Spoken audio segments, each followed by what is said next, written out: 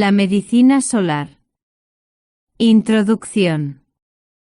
En los tiempos más antiguos en los que el hombre ya habitaba esta tierra, éste utilizaba el sol cuando se sentía mal físicamente, es decir, su luz y su calor como único medio de curación para la recuperación de su salud.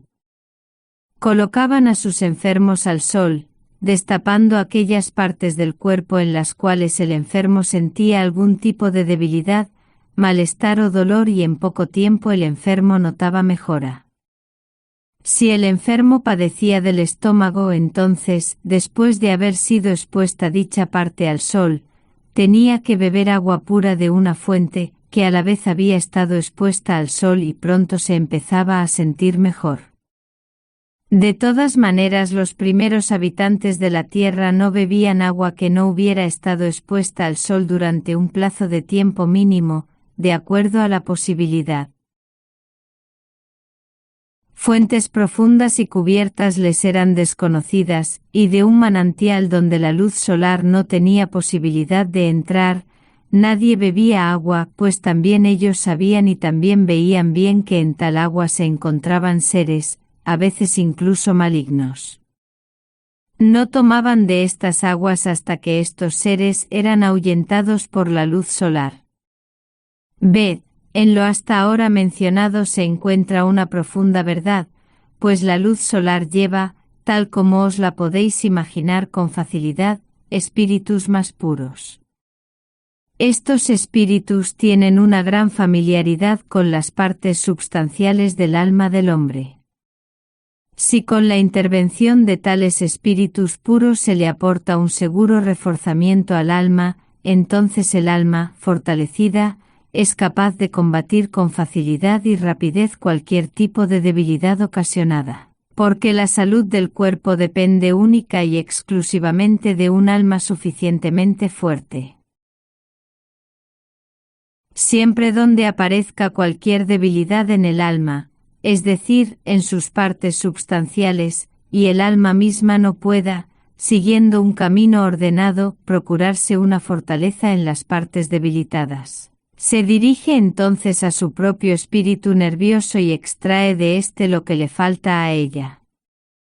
A cambio de esto se produce entonces en los nervios, como en unas pilas eléctricas descargadas, una carencia clara de aquel fluido vital, por medio del cual únicamente se puede conservar su tensión correcta.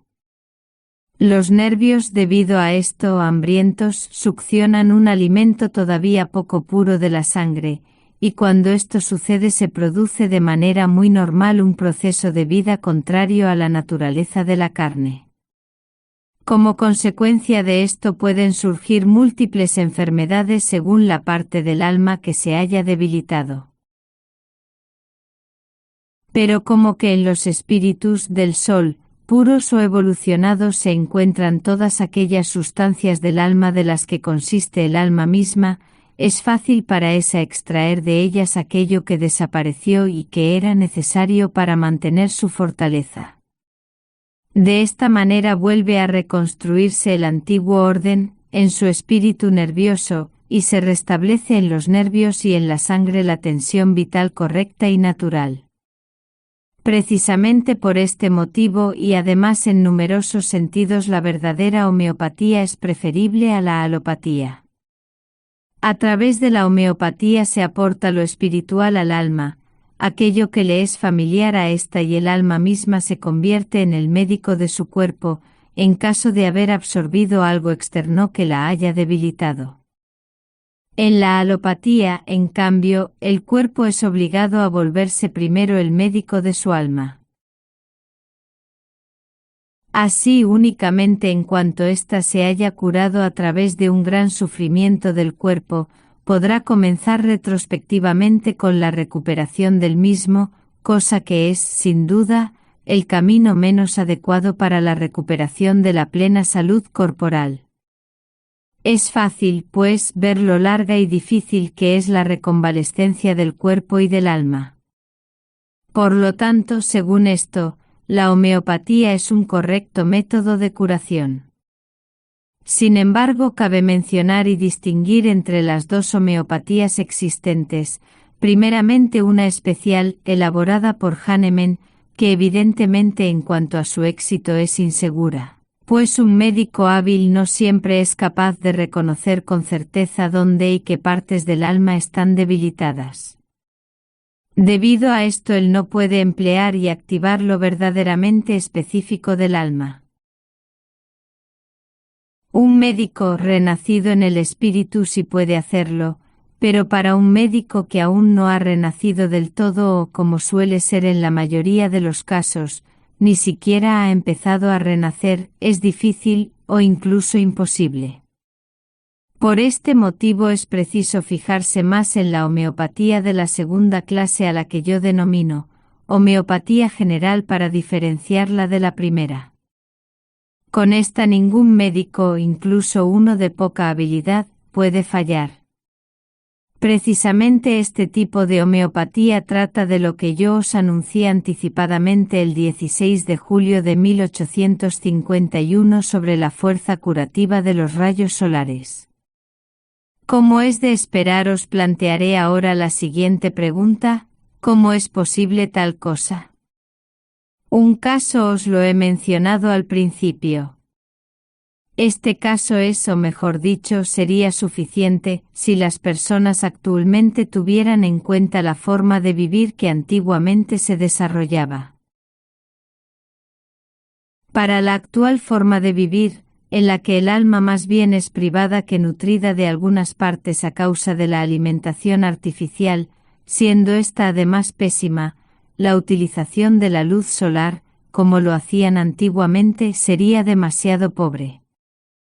Por este motivo quiero proclamaros varias clases, así como el régimen necesario correspondiente. Si este, junto con la medicina mencionada de la luz solar, es tenido en cuenta correctamente, entonces podréis curaros, con toda seguridad, de cualquier enfermedad, sea cual sea. Incluso daños externos del cuerpo pueden ser curados de esta forma con mayor rapidez, teniendo en cuenta el correcto uso de la medicina mencionada. Lo relacionado con esto se explica a continuación.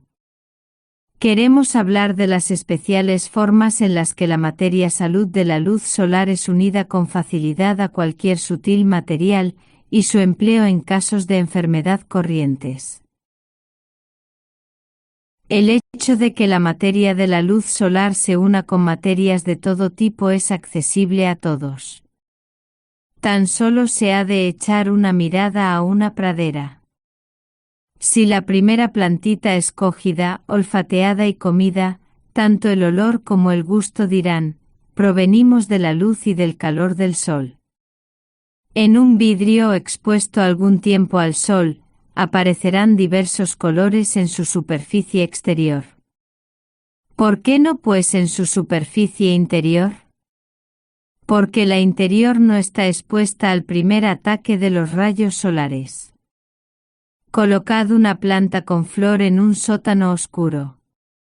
Aunque florezca la flor, o bien no tendrá ningún color o como máximo tan solo se percibirá un débil colorido. De esto se deduce que también los colores de las flores y los de los frutos son obra de los activos espíritus de la luz del rayo solar. En aquellos países que vosotros denomináis los cálidos, el juego de colores es, tanto en las plantas como incluso en los animales, mucho más vivo y generoso, al contrario pues de las zonas templadas y sobre todo de las frías, en las que el tono general se acerca al gris. De un fuerte y agradable olor no cabe ni hablar, y en cuanto al sabor, este suele ser duro y ácido, acercándose a la amargura de los espíritus desterrados en el interior de la tierra. Alguien podría objetar en cuanto a esto: si, según esto, todas las diferentes especies del mundo vegetal, animal y mineral, sobre todo en las zonas cálidas, poseen en sí tanta materia luminosa del sol, entonces no sería preciso ningún tipo de procedimiento artificial para eliminar del sol, artificialmente a través de este procedimiento, lo que sería posible conseguir de manera natural sin esfuerzo alguno? Esta objeción es correcta y hasta ahora toda medicina se ha basado en esto.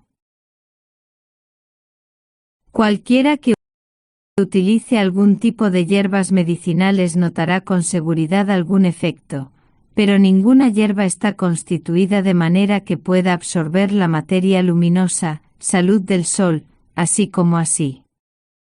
Toda planta absorbe únicamente lo que a ella le corresponde y por lo tanto no es capaz de asimilar nada más que esto, pues, según su constitución, solo retiene de la luz solar lo que le corresponde y conviene.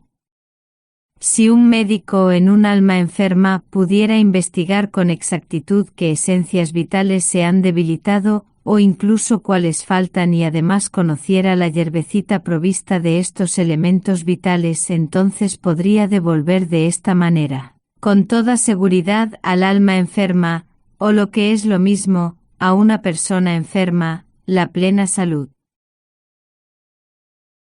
Pero puesto que un conocimiento tan profundo de la persona y su alma suele ser desconocido a un médico común, tal como si se tratara de una parte del mundo por descubrir, entonces su ámbito de curación sigue siendo más una adivinanza que un saber. Aquello que el hombre se ha apropiado a través de la experiencia y a través de pruebas, raras veces bonitas, al utilizar la fuerza curativa de las plantas, los minerales y los animales, lo emplea normalmente para curar los enfermos. A la mayoría de los médicos podría aplicárseles el proverbio del norte en el que un médico así es comparado con una especie de porra. Si ésta acierta afortunadamente la enfermedad, entonces el paciente mejorará, sin embargo si le da al paciente en vez de dar a la enfermedad, entonces éste morirá.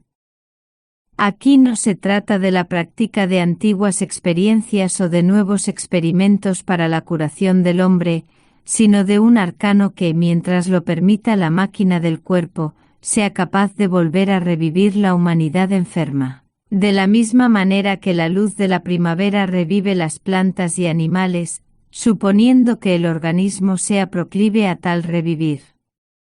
Cabe mencionar que una vida eterna del cuerpo, junto con su alma, y en esta tierra, tal como lo sueñan algunos médicos, no existe.